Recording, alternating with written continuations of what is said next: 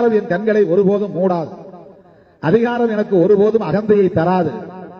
அதிகாரம் எனக்கு ஒருபோதும் ஆணவத்தை தராது. அதனால்தான் 2.5 ஆண்டுகள் மிச்சம் இருக்கிற போதே சட்டமன்ற உறுப்பினர் பதவி ராஜினாமா செய்துவிட்டு வந்தேன். 2003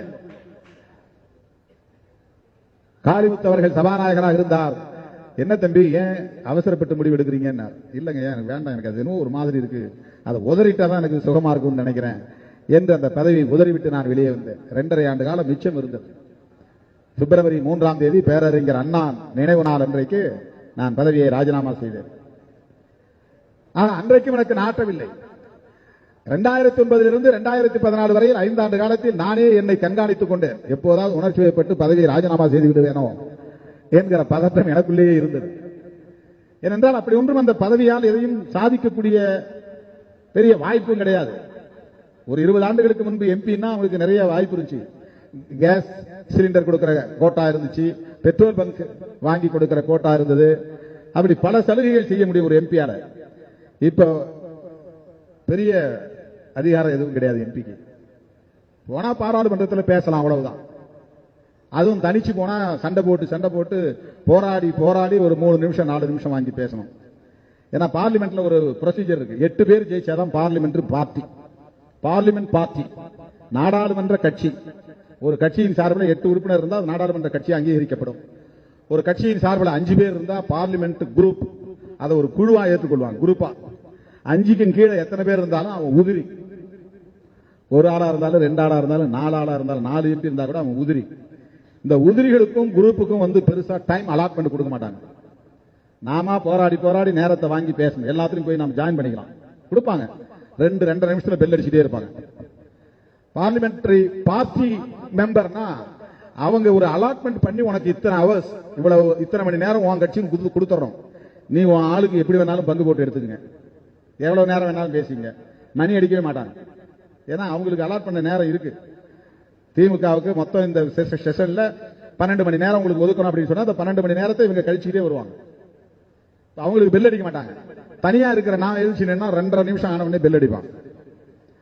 நாம மீறி கத்தி பேசணும். அதனால ஒன்னும் பெருசா பார்லிமெண்ட்டுக்கு போய் சாதிச்சிட முடியுங்கிறதெல்லாம் ஒன்றும் கிடையாது. அது ஒரு பிரம்மை.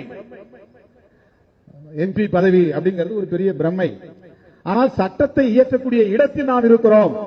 இந்த தேசத்தின் தலைவிதியை தீர்மானிக்கக்கூடிய அவையில் இருக்கிறோம்.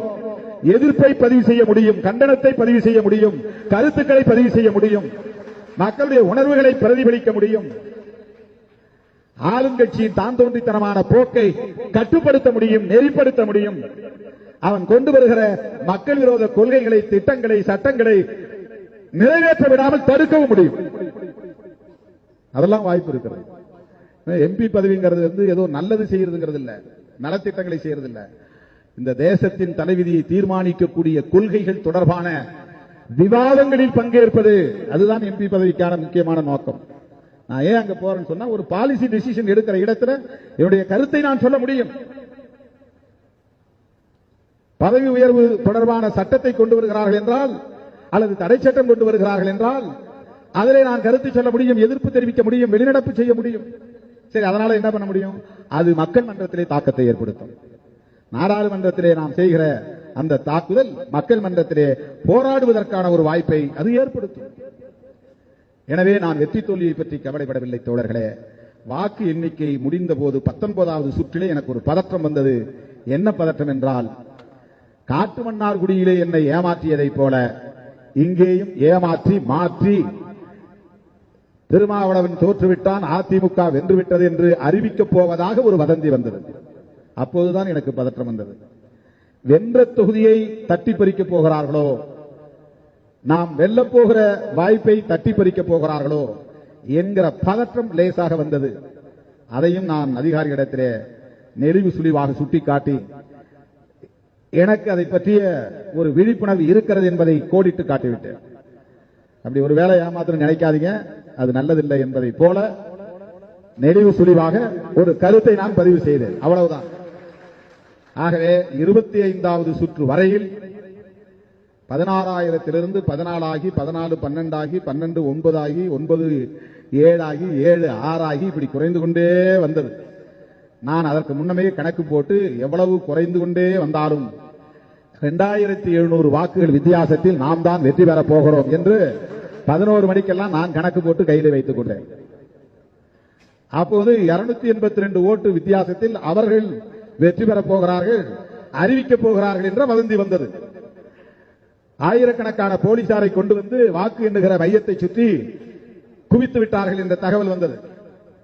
என்ன ஆனாலும் இதை எதிர்கொண்டே தீர வேண்டும் என்று அன்றைக்கு பகலெல்லாம் இரவெல்லாம் உண்ணாமல் ஓய்வில்லாமல் விடியற் காலை 2:30 மணி வரையில் விழித்திருந்து அறம் வெல்லும் என்று பேட்டி கொடுக்கக்கூடிய வகையில அன்றைக்கு நாம் அந்த வெற்றி கடியை தக்க வைத்துக் கொண்டோம்.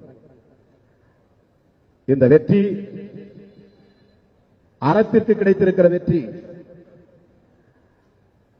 இஸ்லாமிய சமூகம், கிறிஸ்தவ சமூகம், ஒடுக்கப்பட்ட சமூகம் பேரளவில் பெரிய அளவில் அணிதிரண்டு தமிழ்நாடு முழுவதும் வாக்களித்ததைப் போல சிதம்பரத்திலும் வாக்களித்தார்கள்.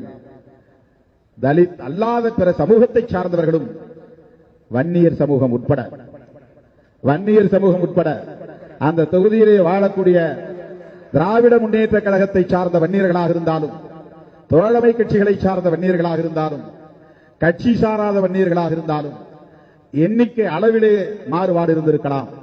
ஆனால் அத்தனை சமூகத்தை சார்ந்தவர்களும் பிள்ளைமார், ரெட்டியார், நாயுடு, செட்டியார், மீனவர்கள், ஏன் குறவர்கள், இருளர்கள் என்று அனை நாடார்கள், சிதம்பரத்தில் நாடார்களும் இருக்கிறார்கள், தீட்சிதர்கள்,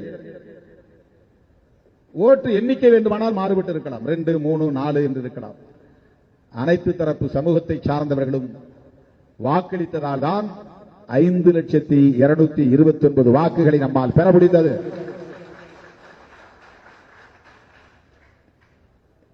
நாம் வெற்றி பெற்று விட்டோம் என்று பெருமகிழ்ச்சி அடையவில்லை, ஒரு ஆறுதல் அடைந்தேன். ஏமாற்றப்படவில்லை என்கிற ஆறுதல், நம்முடைய வெற்றியை தட்டி பறிக்கவில்லை என்கிற ஆறுதல் அடைந்தேன். நம்மை எதிர்த்தவர்கள், பகைத்தவர்கள் 2 தோல்வியை சந்தித்தார்கள். ஒன்று, அவர்கள் போட்டியிட்ட தொகுதிகளில் தோற்றார்கள் என்பது, திருமாவளவனை தோற்கடிக்க முயற்சித்து தோற்றார்கள். எனவே இரட்டை தோல்வி அவர்களுக்கு. நான் யாரையும் தோற்கடிக்க வேண்டும் என்று முயற்சிக்கவே இல்லை.